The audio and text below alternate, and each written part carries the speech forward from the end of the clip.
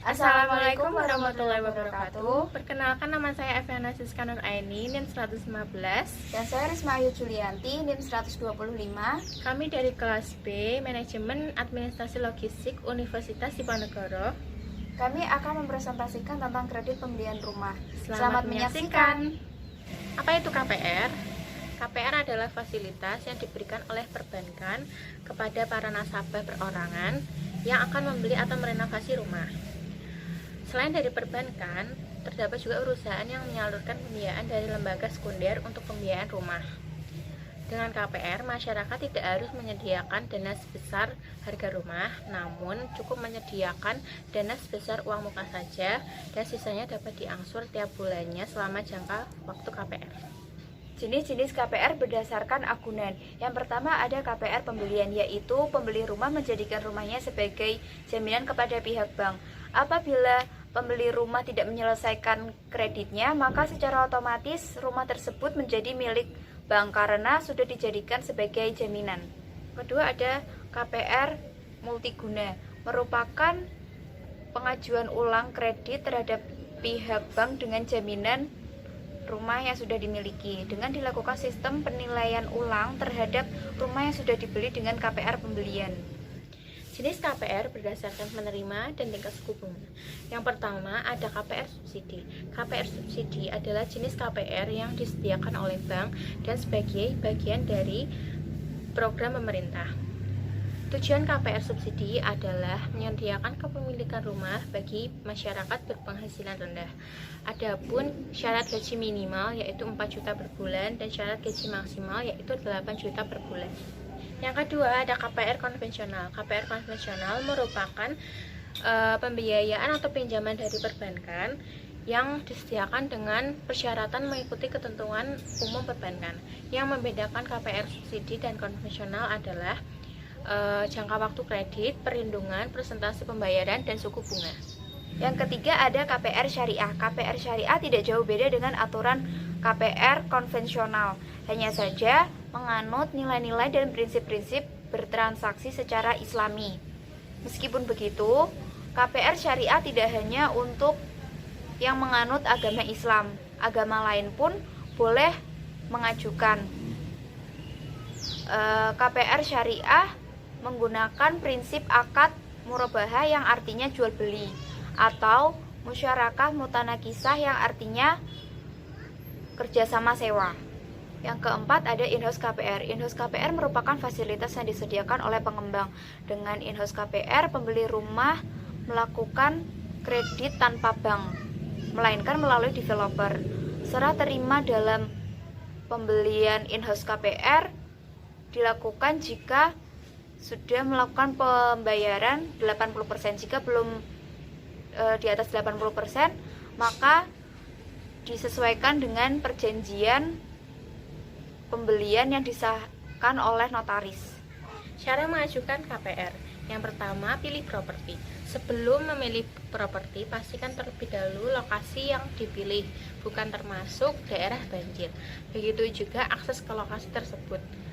Pilihlah lokasi properti yang jaraknya dekat dengan tempat bekerja. Yang kedua, memilih bank, yaitu menentukan bank mana yang akan dipilih untuk mengajukan KPR.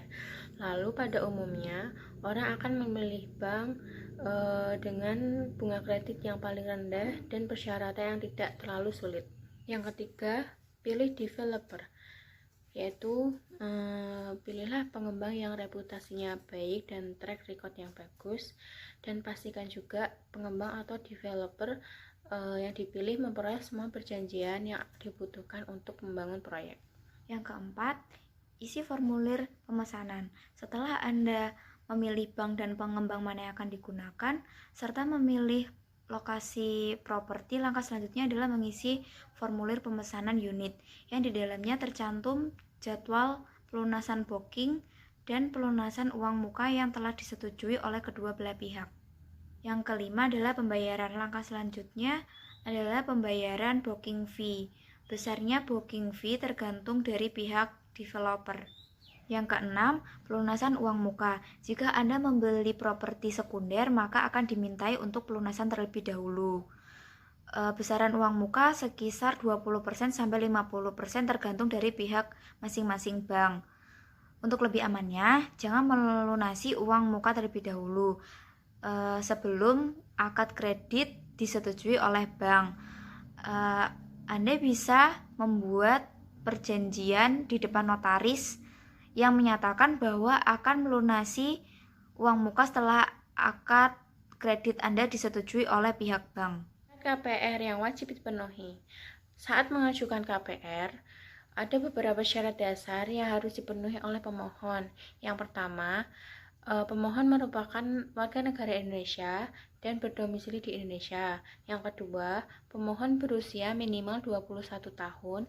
Yang ketiga, pemohon memiliki pekerjaan atau penghasilan tetap, yaitu sebagai pegawai tetap atau wira swasta atau profesional dengan masa kerja minimal 1 tahun.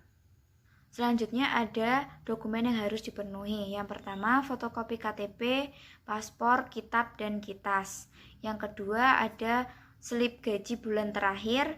Yang ketiga, ada fotokopi rekening koran. Yang keempat, ada fotokopi surat izin praktek untuk profesional. Yang kelima, ada fotokopi SIUP dan NPWP. Yang keenam, ada fotokopi tagihan bulanan kartu kredit 1 bulan terakhir. Yang ketujuh, ada fotokopi kartu kredit. Jenis-jenis suku bunga KPR. Yang pertama, ada bunga flat, yaitu perhitungan bunga ini biasanya dipakai untuk fasilitas jangka pendek seperti kredit tanpa agunan atau KTA dan kredit kepemilikan kendaraan bermotor atau KKB. Bunga flat ini memiliki keunggulan perhitungannya mudah dan sederhana. Tipe kredit ini nilai bunga dihitung rata sesuai dengan tenor pinjaman atau jangka waktu dan biasanya sudah ditentukan di awal pengajuan kredit. Hanya saja, kerugian dari perhitungan bunga flat adalah beban bunga yang lebih tinggi. Yang kedua, ada bunga efektif. Semakin lama jumlah angsuran akan semakin sedikit, di mana angsuran akan dihitung sesuai sisa jumlah total pinjaman. Sistem perhitungan bunga tersebut umumnya digunakan untuk kredit jangka panjang seperti kredit investasi atau KPR. Yang ketiga, suku bunga anuitas. Suku bunga anuitas hampir sama perhitungannya dengan suku bunga efektif. Perbedaannya pada bunga anuitas adalah total cicilan tiap bulan. Yang membedakan adalah komposisi cicilan pokok dan nilai bunga tiap bulannya.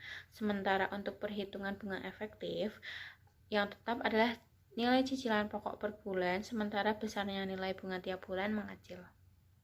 Terima kasih telah menyaksikan presentasi kami. Semoga bermanfaat. Kurang lebihnya mohon maaf. Wassalamualaikum warahmatullahi wabarakatuh.